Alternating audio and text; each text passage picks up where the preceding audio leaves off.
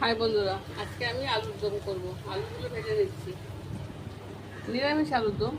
আদা, টমেটো, তিল, শুকনো লঙ্কা আর দই। আর ফোড়নে দিচ্ছি আপনার দারচিনি, তেজপাতা। দেখুন বন্ধুরা, এর ভিতরে আদা, টমেটো, শুকনো লঙ্কা, তিল এগুলো বেটে নিয়েছি। ফোড়নটা দিয়ে দিয়েছি, আলুটা ভেজে নিয়েছি। একটু জিরে ফোড়ন দিয়ে দিচ্ছি।